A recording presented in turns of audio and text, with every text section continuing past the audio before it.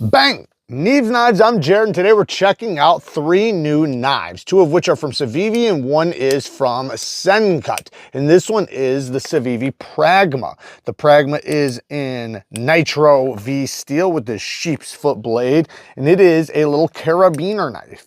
Now, Civivi and Sencut, but Civivi's doing such an incredible job with their affordable knives. You know, they're in an affordable price range, but their fit, their finish, their tolerances, the little attention to details is just off the charts. And I wish we would see, I think a lot of people give them credit, don't get me wrong, but I don't think they're getting the credit they deserve because, just for an example, like this is solid aluminum handles, right? Look, you have the chamfers around even the little holes. You have the chamfer all the way around this. The button, look at that, completely flush. So, you know, if you wanted to disengage it, you have to push it past that flush point. Meaning, like, if you just touch it, you're not going to disengage it. You have to actually intentionally touch it. And you're not going to fire it off in your pocket because, you know, you can't hit that button. You know, not that it fires off, but you know what I mean, because you can gravity flip it if you hit the button. The detent. Listen to this detent.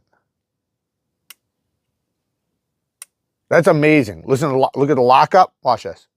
Look at that engagement.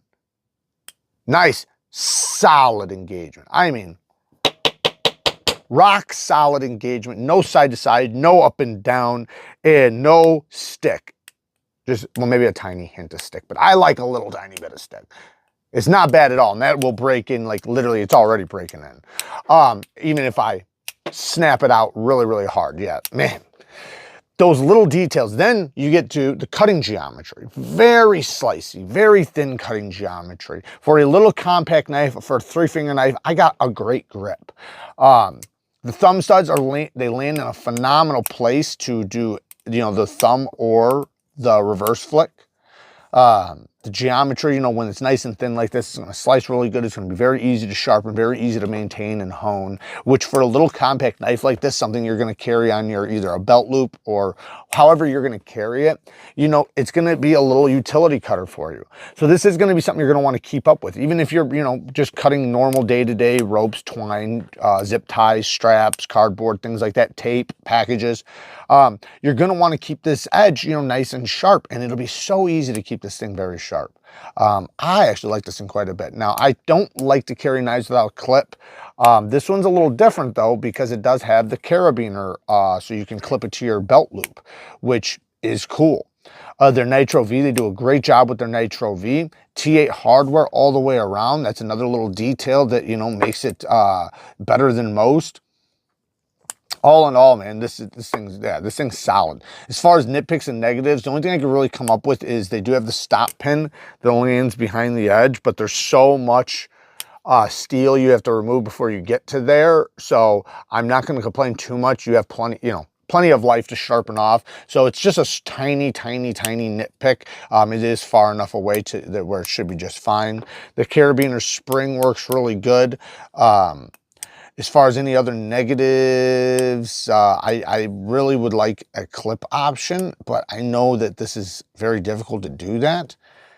So I guess I can't really complain about that. It does have a little lanyard spot right there. Man,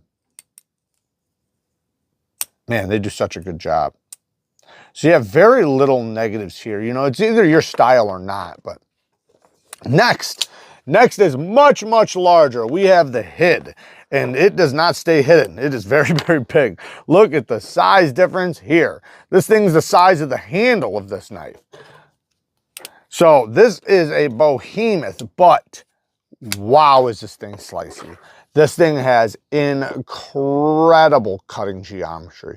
Gets down very thin behind the edge, has a thin blade stock, and look at this. This is the best plunge grind, sharpening choil, whatever you want to call it, that I've ever seen from Civivi. This is exactly the best way to do it. The plunge grind's way back here. Look at all this steel you have to remove before you ever hit the plunge grind. Now the stop pin does land back there. It lands about right there. But again, you're gonna have to remove all that steel. By the time you remove that much steel from this thing, you got your money out of it for sure. The blade steel is, I believe it's 14C, but it might be, yeah, 14C 28M. We have the, peel ply texture right here, which does offer like a sandpaper feeling just right there. Then you have smooth G10. Otherwise it is all G10, but this is just, you know, a different texture they've added to it. And it does feel nice in the hand. The ergos are very good because how neutral it is. This is a knife you can use in any grip, any way, kind of like a chef knife where the handle just works for any grip. That's the way this is. And like a chef knife, the handle is much slimmer than the blade, so you can cut down on a surface without banging your knuckles on the surface, you know, or without banging your knuckles on whatever, you know, you're cutting on. The utility cuts with this thing are going to be phenomenal. Slicing is going to be like, it's literally going to be like using a chef knife as a pocket knife. This is awesome because the best case scenario for any edge retention test, for staying sharp, for cutting performance, is basically a chef knife geometry with a full, you know, Foley knife design. Like if you want something for cutting performance, that's basically what you want. That's basically what you're getting here. Good access to the lock bar, thumb stud action. Now it does have a fuller, and the thumb stud does work very well. The fuller's not as sharp as I would like, but it still works. So, and you can just flick right off the blade. You don't even have to hit the fuller because there's so much blade popping out. Now, this is not a front flipper, I don't think, but you can obviously do it. I wouldn't consider it a front flipper, but the thumb studs definitely work well. They are a little bit far away from the scales, but you can kick it out, no problem. So very, very cool right there. And then reversible deep carry wire clip. Love wire clips because they're so smooth and out of the pocket. Lock up. Listen to that. Nice, solid lock up. Yeah, this thing's really cool. This thing would be a hell of a user.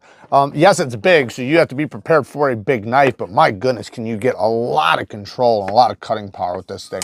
So it's not going to be a tough knife though. Even though it's big, this is not considered a tough knife. This is considered a cutter. Now, the drop, the access to the liner is really good. You can easily drop it down. It is basically a guillotine.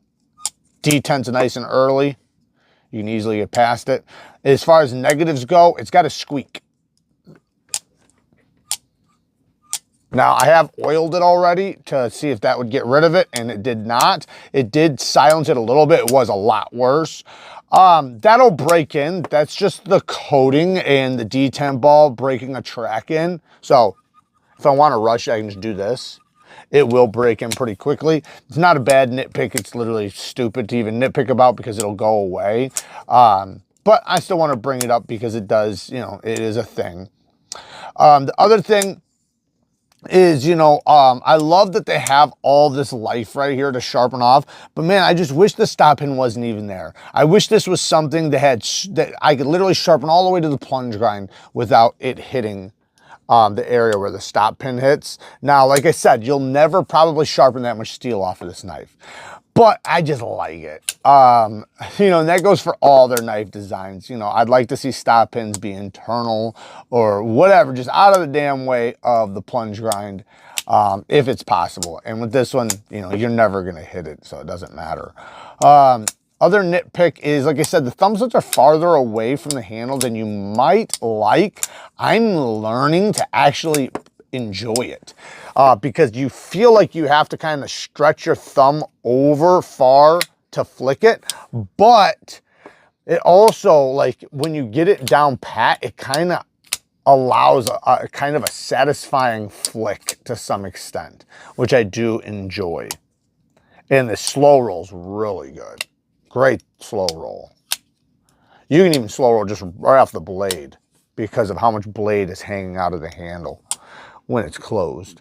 The only other thing for negatives, because you have very minimal hardware. You only have this hardware, the pivot, and then down here, and then you have a standoff right there. Seems pretty solid. Yeah. I love 14C28N, phenomenal steel. It's a steel that's going to take and hold a good edge. It has incredible toughness, like off the charts toughness, damn near like 3V level toughness. And because of that toughness mixed with the because of the toughness mixed with, you know, just basically like its compositions, this steel takes incredibly sharp edges and does really well with blades like this that are nice and thin and slicey.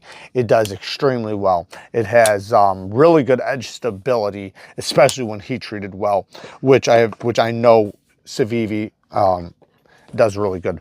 Here is the Sencut. Now the Sencut, this is just a little guy. This is the skeletonized one piece. It's called the texo.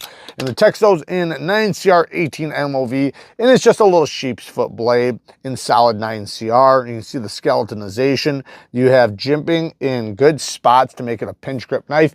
To me, this is the type of knife it is. I kind of wish there was jimping on the sides instead of on the face, so you can pinch it right here, because that's where I would want to use it. This would be more of like a neck knife, so you'd put a lanyard on this and, you know, just dangle it from your neck.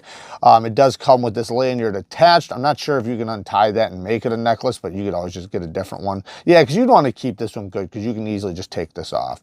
But it does allow having that on there, by the way, makes it to where you can go like this and yank it off, and now it's in your hand without you having to pinch the handle, which is a good little thing, because see how I can just wrap my pinky around and yank it out, and then it's ready.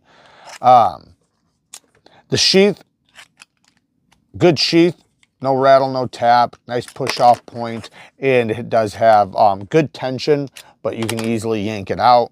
The geometry, it's a little, it's sharp, and it is a slicey little edge, but it's also not weak. This has definitely got a robust thickness to it without being like heavy duty or hard use. So it's gonna be plenty slicey, but where it's gonna shine is utility cuts, man. This thing for opening packages and stuff, this is gonna be amazing.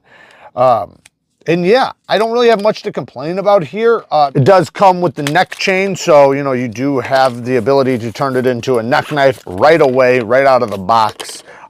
It's pretty cool. Not a lot of negatives or nitpicks here, because it's either you either like it or you don't. The only real thing I can say is the plunge grind could be a little bit better. I wish it was maybe a little deeper so that you won't hit the plunge grind. In this case, I don't think you're gonna hit it on the first sharpening, but you could, because this is like lined up together. So when you go to sharpen, there's a chance you're gonna hit, you know, the plunge area right here with the stone.